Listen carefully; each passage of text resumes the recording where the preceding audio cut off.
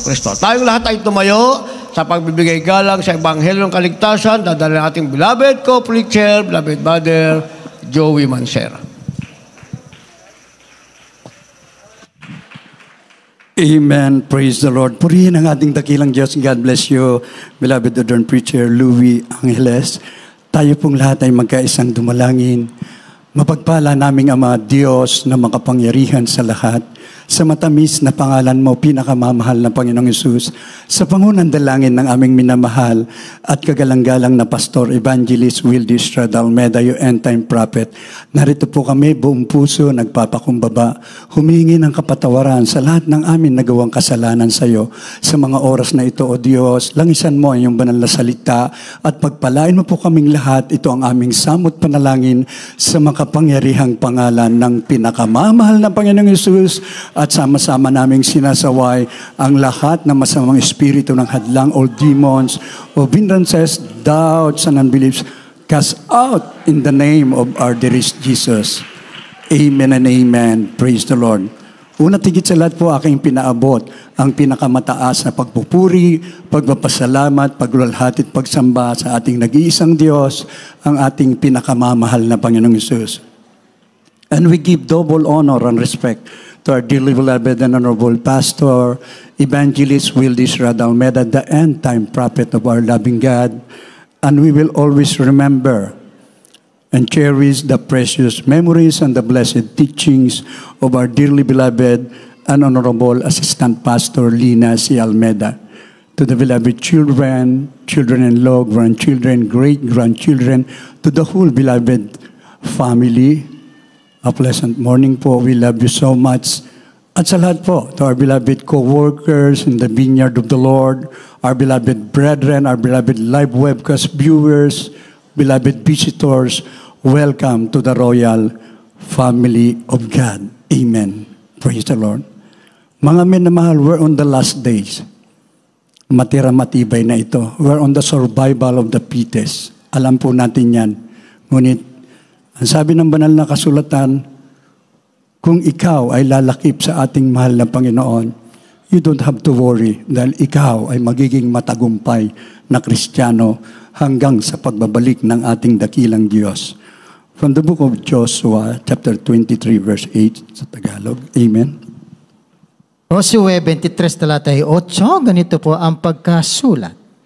Kundi lumakip kayo sa Panginoon ninyong Diyos, na gaya na yung ginawa hanggang sa araw na ito. Amen. Amen. Praise the Lord.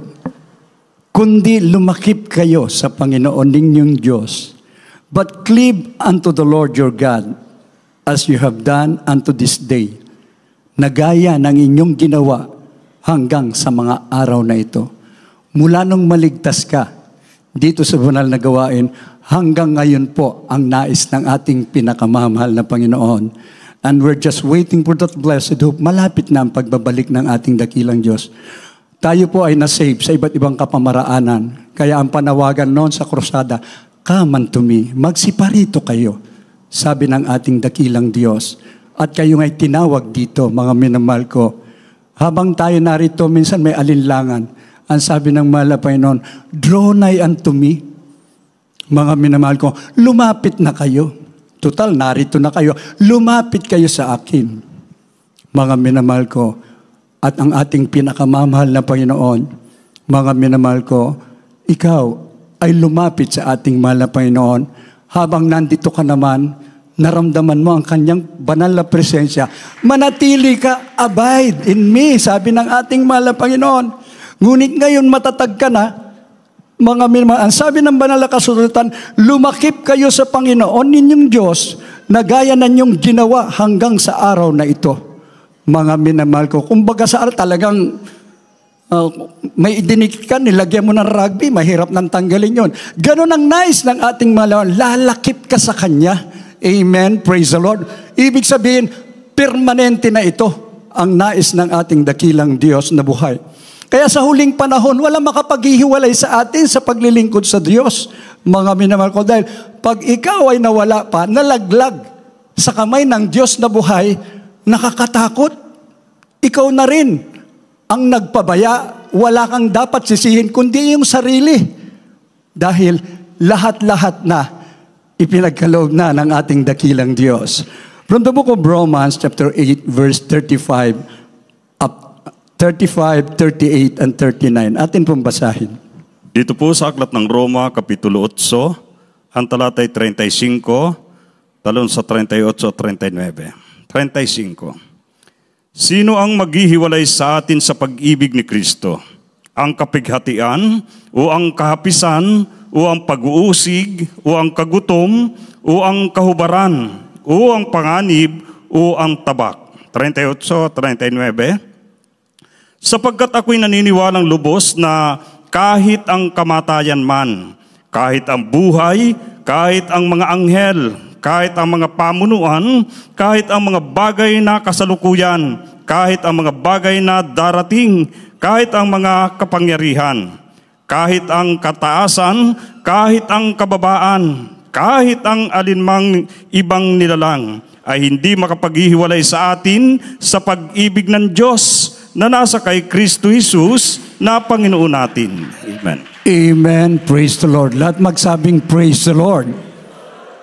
Mga miya, iniiwasan na natin yung malakas na palakpak para hindi naman madistorbo yung mga kapitbahay po natin. Tama na po yung praise the Lord. Kahit pabulong yan, pero abot hanggang langit. Lahat magsabing praise the Lord. Ngayon, ito po, pag ikaw ay lumakip sa ating mahal na Panginoon, sinasabing permanente na ito. Ibig sabihin, mga minamahal ko, kung sa mga ikinakasal nga, sabi, till death do us part eh. Pero sa atin, ang paninindigan natin, for me to live is Christ and to die is gain. Gawin nating memory verse ito, isa puso natin upang hiwalang mahadlangan sa paglilingkod sa ating dakilang Diyos. Sino ang maghihiwalay sa atin sa pag-ibig ni Kristo? Ang kapighatian, kahapisan, pag-uusig, kagutom, kahubaran, o anong panganib o tabak. Mga minamahal ko, maunawaan natin lahat na ng prediction, nagaganap na nga eh. Nag-uumpisa na, World War III, earthquake, walang tigil, pabalik-balik, mga minamahal ko. Hindi pa nga tapos yung pumipilang nag-aayuda yung mga Hapon eh. Sira ang kanilang bahay, niyanig na naman. Non-stop na po ito. Ngunit, mas sigurado, non-stop naman ang pag-ibig ng Diyos sa atin. Dahil dito, lalo tayong pinagpapala, mga minamahal ko. Kaya itong overnight, napakahalaga po eh. Anong sabi ng ating dearly beloved parents in the Lord? Katumbas nito, mga minamahal ko, ay 3 araw na pag-aayuno. Amen? Kaya, walang tulugan. Lahat magsabing praise the Lord. Walang makapaghihiwalay sa atin. Ang sabi po, sapagkat ako'y naniniwalang lubos na kahit kamatayan man, lahat magsabing praise the Lord. Pag sinabing kamatayan, natatakot yung iba. Hindi nyo ba alam na ito'y kapahingahan sa ating mahal na Panginoon? Wala ka nang alalahanin eh. Nandun na. Ibinigay na sa iyo ang tunay na buhay sa piling ng ating dakilang Diyos. Kahit ang buhay, kahit ang mga anghel, kahit ang mga pamunuan, kahit ang mga bagay na kasalukuyan, kahit na mga bagay na darating, kahit na ang mga kapangyarihan, kahit ang kataas-taasan, kahit ang kababaan, kahit ang alimang ibang nilalang ay hindi makapaghihiwalay sa atin sa pag-ibig ng Diyos na nasa kay Kristo Jesus na Panginoon. Amen? Lahat ng kayang panindigan ito, lahat magsabing praise the Lord. Kayo nagsabi niyan, ha? Sinalita nyo, saksi ang ating mahal na Panginoon, dapat gawin nyo ng buong katapatan. Isa puso natin, kung ikaw ay nanlalamig, naku, gusto ko na yatang malamig, gusto ko na yatang humiwalay. Ay, di basahin mo ito na makailang beses. Ang sabi, hindi makapaghihiwalay sa atin sa pag-ibig ng Diyos na nasa kay Kristo Jesus na ating Panginoon. Amen? Praise the Lord. Kaya nga mga, we're on the last days. Darating ang palalamig. There will be falling away. Talagang nandyan po. Yan po ang project at misyon ni Satanas, pabagsakin ang mga nasa Jesus Miracle Crusade. Hindi na niya pababagsakin o kukunin yung mga wala rito. Bakit? Sa kanya na yun eh. Mag-ingat po. Beware, mga minamahal ko. Mag-ingat po ang bawat isa. Yung pride sa bawat isa, alisin natin yan, mga minamahal ko. We must humble ourselves in the sight of the Lord. Isang tiyak na bagay. Ano man ang kaganapan, mananatili ka hanggang sa pagbabalik ng ating pinakamamahal na Panginoon. Lahat magsabing, praise the Lord. Kaya nga sinasabi ng banal na kasulatan, mga minamahal ko, kailangang tuparin natin ang kanyang mga utos. Mga minamahal ko, dahil pag sumuway tayo, sabi nga, for whosoever shall do, all shall follow all the commandments of the Lord. In one point, meron kang hindi nasunod, baliwala rin, mga minamahal. Kaya kailangan kumpleto na ibinigay ng Diyos ang kanyang kautusan, kumpleto naman talaga siya magpala eh. Kailan ba nagkulang ang Diyos sa atin, mga minamahal ko? Ikaw na magsasabi wala, anong gagawin mo? Ang sabi ng banal na kasulatan, tuparin mo ang kanyang mga utos sa kanya. At dito'y makikilala natin at patuloy na sa magitan ng banal na Espiritu na ibinigay sa atin, totoo po, tayo ay magtatagumpay sa huling panahon na ito. 1 John chapter 3 verse 24, atin pong basahin. Dito po sa aklat ng unang Juan, Kapitulo 3, ang bersikulo po ay 24. At ang tumutupad ng kanyang mga utos ay mananahan sa kanya, at siya ay sa kanya, at dito'y nakikilala natin na siya ay nananahan sa atin sa pamamagitan ng Espiritu na kanyang ibinigay sa atin. Amen. Amen. Praise the Lord. If you're willing and obedient, you shall eat the good of the land. Mga minamahal ko, ang sabi ng banal na kasulatan, a blessing if you will obey the commandments of the Lord thy God. Kung ayaw mo, it will be a curse. Mga minamahal ko, mamimili ka lang eh. Ikaw ang nakakaalam nun. Gusto mo yan? Gusto mo maglingkod na tapat? That is the best thing that you could do in these last days. Ngunit kung tatalikod ka, ayaw mong sundin ang kalooban ng Diyos sa lahat ng bagay, ito yung standard na ibinigay ng Diyos, na ipinangaral sa atin, ipinamuhay natin, mga minahal. Kaya tinawag tayong banal. Masarap pakinggan pagka ikaw nga ay banal. Ang nakakatakot, pag sumuway ka, ang tawag sa iyo ay hangal. Masakit, ano? Pero totoo yun, magiging hangal ka. Kaya, it is better thing, ang sabi po, at ang tumutupad ng kanyang mga utos ay mananahan sa kanya, at siya ay sa kanya. At dito'y nakikilala natin siya, siya ay nananahan sa atin, at sa magitan ng Espiritu na kanyang ibinigay sa atin. If you abide in me, and my word shall abide in you, saith the Lord, you shall ask what you will. Ano bang nais mo? Nasunod mo ang kalooban niya. Sinunod mo ang kautusan niya. Ikaw na mag-request. Yung prayer request mo, kahit imposible, magiging posible sa ating mahal na Panginoon. Sa pamamagitan ng banal na Espiritu. Kaya pag lumalayo na ang banal na Espiritu sa iyo, nanlalamig ka na, sabi nga ng banal na kasulatan, mga minamahal ko, huwag natin pighatiin ang banal na Espiritu. Bakit, mga minamahal ko, napipighati natin ang banal na Espiritu pag ang sinusunod natin ay ang sarili natin? Hindi pwede yun. Ang kailangang masunod ay ang kalooban ng ating pinakamamahal na Panginoon. Kaya sa bawat hakbang natin, sa bawat kilos natin, kung anong kalooban ng ating mahal na Panginoon, dumating man ang pagsubok, ito'y pinahintulot lang ng Diyos. Ngunit manatili kang matatag, mga minamahal ko, tinitiyak natin, ang Diyos ay hindi liko upang tingnan ang lahat ng yung ginagawang kabutihan sa kanyang harapan, maging sa kapwa mo, mga minamahal ko. Dahil alam ng Diyos na ikaw ay nagtatanim na mabuti, natural po, mabuti rin ang iyong tatanggapin. Lahat magsabing, praise the Lord.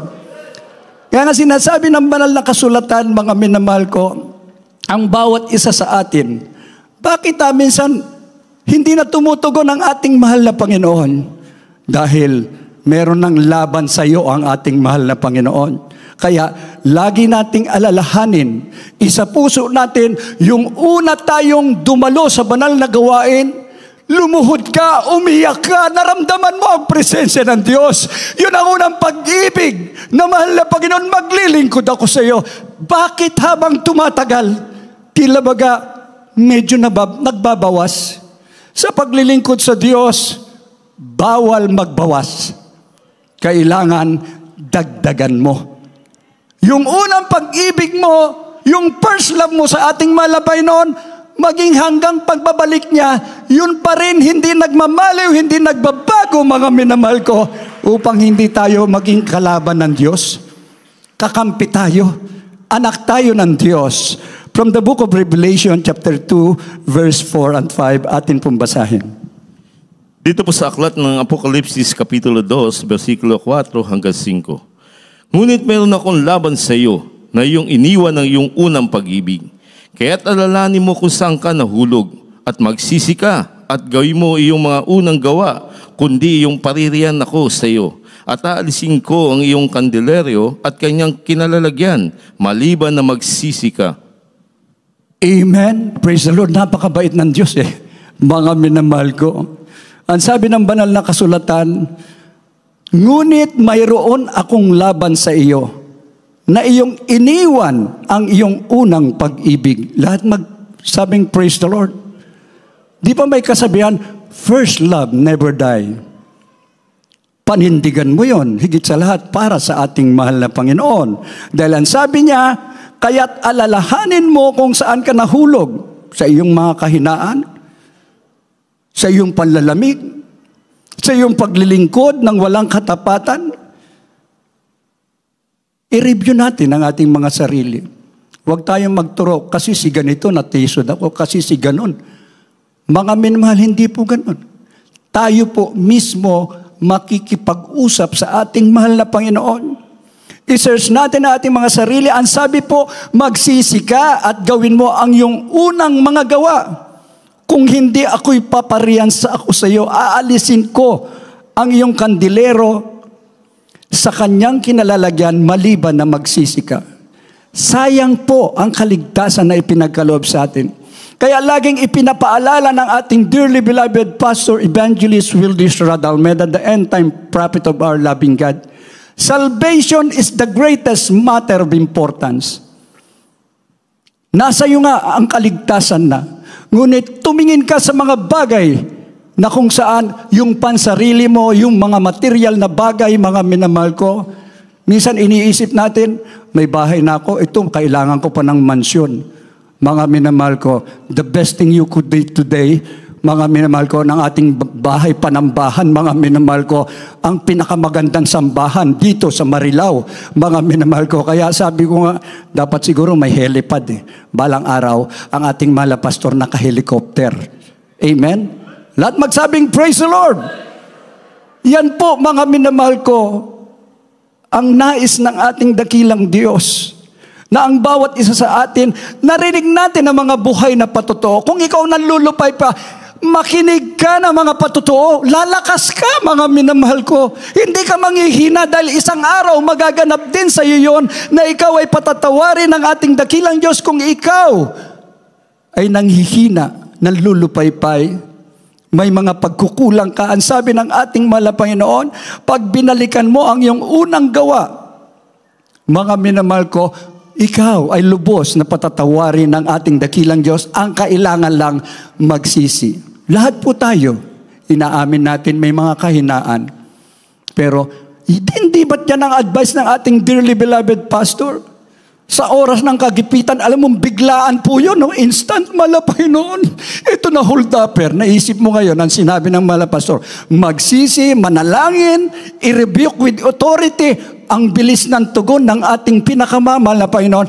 Mga minamahal, yung kapatiran nga kinuha na yung, ibinibigay pa niya yung bag. Maraming pera yan, pambilin ay panggamit sa, sige, ito na po. Anong sabi ng hold-upper? Hindi ko kailangan yan. Hindi ikaw, hindi ka kasali. Mga minamahal ko, grabing iyak niya. Bakit siya umiyak? Milyon ng hala, yun nandun sa bag niya. Ibinibigay niya na nga Sabi nung hold-upper, hindi ka kasali. Sa'yo yan, hindi ko pakikialaman yan. Lahat magsabing, praise the Lord. Ganon din. Isang sister, nandyan na nanakawan. Nakita yung logo, yung keychain. Nakita ng holdupper. Nako, huwag niyong pakialaman yan. Jesus Miracle Crusade. Kay Almeida yan, sabi nga nung holdupper, wag, hindi natin mapupuksa tayo, wag, umalis na tayo. Ang laking halaga, yun nandun sa bag niya. Ibig sabihin, ganyan magpala ang ating pinakamamahal na Panginoon. Mga minamahal, ang pag-ibig ng Diyos hindi nagmamaliw. Sometimes we stumble, sometimes we fall, pero ang Diyos na ating pinaglilingkuran ay tapat. Makapitong beses kang tumumba, habang nandito ka sa banal na gawain, nagpupumilit ka maglingkod sa ating mahal na Panginoon. Somebody is praying for us. Ang kanyang pagtitiis, ang kanyang pag-aayuno, mga minamahal ko. Ang kanyang pag-aaral ay tumitimo sa atin, mga minamahal. During the pandemic, narinig natin ang patotoo. Isang, totoo po, may mga nagpapakounsel sa akin ng mga kapatiran. No! Huwag kayo magpapakuna dahil walang sinasabi ang ating dearly beloved pastor na kayo'y magpapakuna. Kuya, matatanggal kami sa trabaho. Kuya, ayaw kami tanggapin sa trabaho. Okay lang yon. Kesa naman hindi kayo tanggapin sa langit. Lahat magsabing praise the Lord. Pero grabe ang plano ng Diyos. Mahabagin siya. Kaya nung dumating ang sitwasyon, naayos ang lahat. Lahat ng mga nagpabakuna para maalis yung lason sa katawan ninyo, mag-ayuno kayo, panibago muli. Start all over again. Kaya narito tayo. Hindi na natin pinag-uusapan ng bakuna. Bakit? Kahit dumating pa ang panibagong pandemic, may pananagutan uli. Yung mga nabakunahan na, pinatawad na ng Diyos at magpapabakuna uli, wala na kaming magagawa. Ang masasabi lang namin, alalahanin nyo ang unang pag-ibig nyo sa ating pinakamamahal na Panginoong Hesus. Kung saan ka bumagsak ng lupaypay, magsisi ka. Ang Diyos ay mahabagin dahil tayo po ay tunay na mga anak ng Diyos. Totoo po, minsan nandun yung pagkukulang natin, nandun yung palulupay natin, nakatingin na tayo sa mundo nating ginagagalawan. Useless po ang lahat. We're on the end times. Wala kang madadala sa langit. Hindi titingnan ng Diyos gaano nakalaki ang aking naiimpok. Magtipon tayo ng kayamanan, hindi dito sa langit, bagkos kayamanan patungo sa buhay na wala hanggan. Mag-49 years anniversary na po ang church. Tayo po ay may pananagutan. Tayo po ay may tungkulin. Tayo pong lahat ay may responsibilidad upang tayong lahat ay gumawa sa banal na ubasan ng ating dakilang Diyos. Kung maraming bansa ngayon, nagbabanta silang nasa kanilang kapangyarihan upang puksain ang mundo. Sa atin, nasa atin ang kapangyarihan upang maligtas pa ang maraming tao, mga minamahal ko. And that is our duty. That is our responsibility. Hindi lang ikaw, bagkos ang kapwa natin na kasalukuyan nagbibilang ang mga maraming namamatay sa lindol. Mga minamahal ko, may mga outbreaks na mga pandemic na naman. Ngunit, we will survive. And we will win this battle until the coming of our Lord Jesus Christ. Sa ating huling talata from the book of Titus chapter 2 verse 13. Amen. Praise the Lord. Dito po kay Tito 2 talata 13, ganito po ang pagkasulat. Na hintayin niyaong mapalad na pag-asa at ang pagpapakita ng kaluwalhatian ng ating dakilang Diyos at tagapagligtas na si Hesus Kristo. Amen. Amen. Praise the Lord. Looking for that blessed hope. Ano po yung blessed hope? The glorious appearing of the great God and our Savior, Jesus Christ. Diyan tayo nakatuon. Just look unto Jesus, the author and finisher of our faith. Hintayin niyong mapalad na pag-asa at pagpapakita ng kaluwalhatian ng ating dakilang Diyos at tagapagligtas na si Jesucristo. Ang langit ay para sa mga banal. Tinawag kang banal, paninindigan mo yan hanggang sa pagbabalik ng ating mahal na Panginoon. Dahil pag naiwan ka during the rapture, sa pagdagit ng mga banal, kahabag-habag, pwedeng sabihin, mas mabuti pang hindi ka na ipinanganak. Mas mabuti pang hindi ka tinawag sa Jesus Miracle Crusade pagkatapos binaliwala mo ang kanyang salita. Ang salita ng Diyos ay totoo. In the beginning was the Word, and the Word was with God, and the Word was God. Ang salita ng Diyos, ito mismo ang Diyos na ating pinaglilingkuran, ang ating pinakamamahal na Panginoong Hesus, dahil nakasulat dito ang lahat-lahat. Wala kang may kakatwiran. Kaya sinasabi po sa unang talata, kundi lumakip kayo sa Panginoon ninyong Diyos, na gaya ng inyong ginawa hanggang sa araw na ito. Mga minamahal, magtatagumpay tayo. Huwag ka lang aayaw. Dahil ang umaayaw, hindi nagwawagi. At ang nagwawagi ay hindi umaayaw. Yan po ang buhay natin. Isa puso natin. But cleave unto the Lord your God as you have done unto this day. Lahat magsabing, praise the Lord.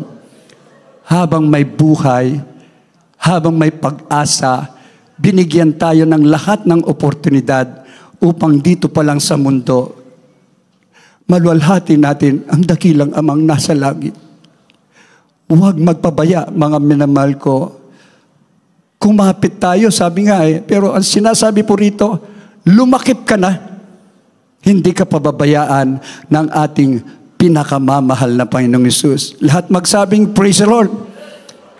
Kaya invite pa natin yung marami para mas lalong maraming mag-overnight.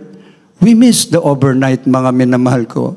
Salamat sa Diyos. Hallelujah. At ako'y nagiging kabahagi po ng overnight prayer. Minsan po namimiss ko po ang overnight. Kaya ang gono, kahit malayong lugar dahil mahalaga ang paglilingkod sa ating mahal na Panginoon. Sa main church, 1 to 6. Pagkatapos doon, 10 to 4. May konting pahinga. At least nandito tayo. Ganito po ang kailangan natin. Dagdagan pa natin ang ating pananampalataya. Ang sinasabi ng ating dearly beloved pastor, Wildes Radalmeda, huwag a-absent 3 times a week. Pero sabi ko, malapit hanggat kaya ko, hindi ko a-absent 4 times a week na yata ito, no? 4. Hindi bale, masaya ako. Dahil ito po, ang kailangan natin, mas mahalaga yung lumakas tayo spiritually kesa naman humina ka sa spiritual. Lumakas nga ang katawan mo, pero useless po. Kailangan lumakas ang spiritual mo, kalakip na yan, yung paglakas ng iyong katawan. Palakpakan natin ang ating pinakamamahal na Panginoon. Kaya nga, walang makapaghihiwalay sa atin. Kaya sa umagang ito, continue serving the Lord. Hallelujah, praise the Lord.